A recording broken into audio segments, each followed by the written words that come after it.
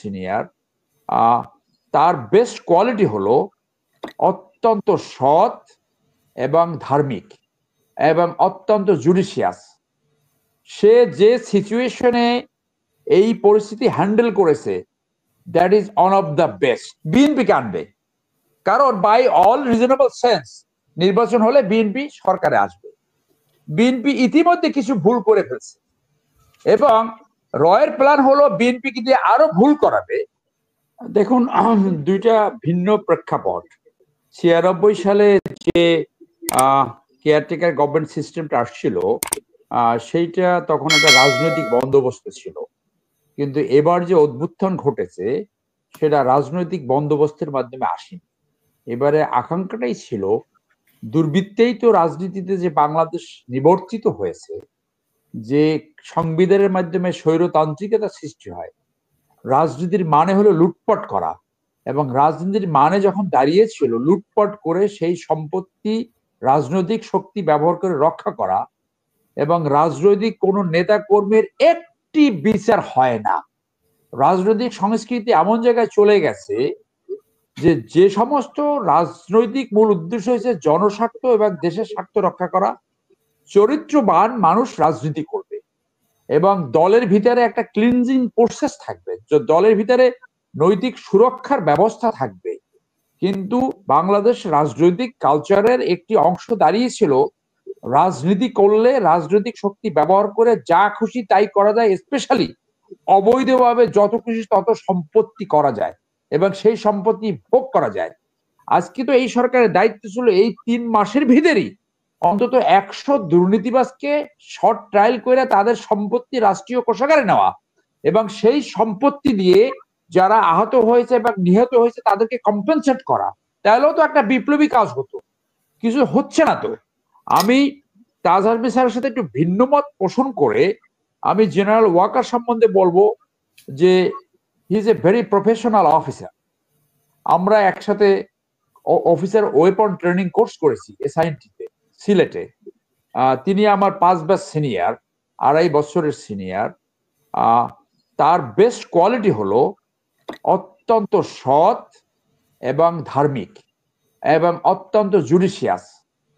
সে যে সিচুয়েশনে এই পরিস্থিতি হ্যান্ডেল করেছে, that is one of the best.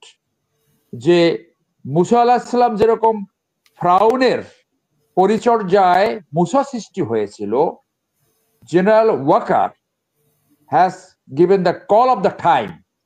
রক্তের বন্যা, তিনি রক্তের বন্যা থেকে তিনি বাংলাদেশকে রক্ষা করেছে। যে সেনাবাহিনীকে বারংবার স্বৈরাচারী সরকার জনগণের বিপক্ষে দাঁড় করিয়েছে, তিনি সেই সেনাবাহিনীকে জনগণের পক্ষে নিয়ে আসছেন। আমি যতটুকু ভিতর থেকে জানি, আমার ব্যক্তিগত নলেজ থেকে, যে এই ইউনূস সরকারে সেনাবাহিনী তাদের সিদ্ধান্তে কোনো রকম ইন্টারভেন করছে না, সেনাবাহিনীর কোনো পরামর্শ নিচ্ছে না, আমি যতটুকু জানি। ইভেন এই যে সেনাবাহিনীর 3 জন এখানে গিয়েছে, lieutenant general Hafiz, brigadier Sakhawat, lieutenant general Jahangir, এইটা সেনাবাহিনীর কোনো পরামর্শ নেওয়া হয় নাই, কোনো সুপারিশও নেওয়া হয় নাই। তো এটা চেক করে দেখতে পারেন, যাদের জানা তারা জানতে পারে, আমি যতটুকু জানতে পেরেছি। তো পরিস্থিতির কারণে সেনাবাহিনীর উপরে যে একটা আশা সৃষ্টি হয়েছে, সেই আশা অনেকখানি, যেহেতু বিপ্লবী সরকার সেই রকম কাজ করছে না বলে এই আশাটা সেনাবাহিনীর উপরে আসছে। সেই জন্য এই কথাগুলো এই সমালোচনা আসছে।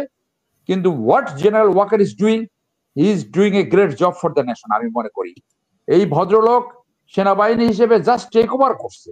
একটা অফিস টেক ওভার করলে অন্তত 3 থেকে 6 মাস লাগে সেইটার পরিস্থিতি বুঝতে। তার এই 1 মাস 1.5 মাসের ভিতরে এমন একটা সিচুয়েশন সৃষ্টি হয়েছে যে তিনি রক্ত গঙ্গা থেকে বাংলাদেশকে সেভ করেছে। I have to say this. এখন আমি এই রয়ের কথা বলছিলাম, যে রয়ের খেলাটা দেখেন।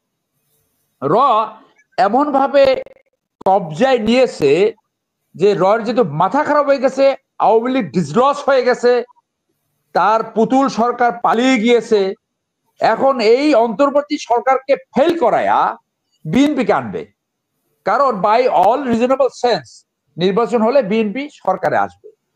বিএনপি ইতিমধ্যে কিছু ভুল করে ফেলছে এবং রয়ের প্ল্যান হলো বিএনপিকে দিয়ে আরো ভুল করাবে, বিএনপিকে দিয়ে এই আওয়ামী লীগের মতো একটি শাসন ব্যবস্থা পরিচালনা করবে। আপনি নিশ্চয়ই অ্যাওয়ার অফ, ইতিমধ্যে মানুষের ভিতরে অনেকে বলা শুরু করছে যে আগে ভালো ছিলাম। কেন ভালো ছিলাম? পুলিশের ঘুষ কমে নাই, চাঁদাবাজি কমে নাই, রাস্তায় অচল অবস্থা, ইঞ্জিনিয়ারিং পোস্টিং বলেন, পুলিশের পোস্টিং বলেন, ঘুষ লেনদেন হচ্ছে। এবং এইগুলা এই এই এই এই এই বারান্দায় যে কথা হয়, বিএনপির কোন কোন গ্রুপ কমপ্লিট সব পোস্টিং গুলো এখন নিয়ন্ত্রণ করছে এবং ঘুষের মাধ্যমে হচ্ছে। এবং কেউ কেউ অফিসের ভিতরে যে ছোট একটা রুম থাকে সেইখানে বসে ঘুষ লেনদেন করছে। এটা যার জানা তারা জানে। তাহলে রয়ের প্ল্যান হলো বিএনপিকে দিয়ে একই ভুল করাবে, ওই ভুলের মাধ্যমে তারা ইফ নট শেখ হাসিনা আওয়ামী লীগকে অন্য ফর্মে আনবে। এবং I hope that I should wrong. 2032 সালে যদি দেখেন, 32 সালের আগে পরে যদি দেখেন, এখন যারা বিপ্লবী, যারা ছাত্র নেতৃত্ব সমন্বয় দিতেছে, তারা সব জেলে ঢুকছে এবং তাদের উল্টো বেলে বিচার হচ্ছে। তাহলে আশ্চর্য হয় না? এইটা হতে পারে, ইন দ্য প্রবাবিলিটি হতে পারে, যদি আপনি বিপ্লবের আকাঙ্ক্ষা আপনি যদি ফুলফিল না করতে পারেন। আপনি যে কারণে বিপ্লব ঘটিয়েছেন সেই বিপ্লবের উদ্দেশ্য যদি সফল না করেন, কাউন্টার বিপ্লব হয়ে, তাজহাসমি স্যারের সাথে এই কথার সাথে আমি একমত যে এই সরকারের চরিত্রটা বড় হচ্ছে কাউন্টার বিপ্লবী, প্রতি বিপ্লবী। তাহলে ইউ ইয়াং গাইস, ছাত্ররা অনেক ভালো কথা বলে, তারা দুই একটা ছেলে ভালো আছে, you should while your back. যদি ইউ ফেল করেন তাহলে বাই 2032, কেন বললাম যে এই সরকার মনে করেন আরো 2-3 বছর কন্টিনিউ করলো, নির্বাচন হলে মানুষ যেহেতু আওয়ামী লীগকে প্রত্যাখ্যান করেছে, অন্য কোন রাজনৈতিক মোর্চা ভায়াবিলিটি না থাকলে হয়তো বিএনপি আসবে।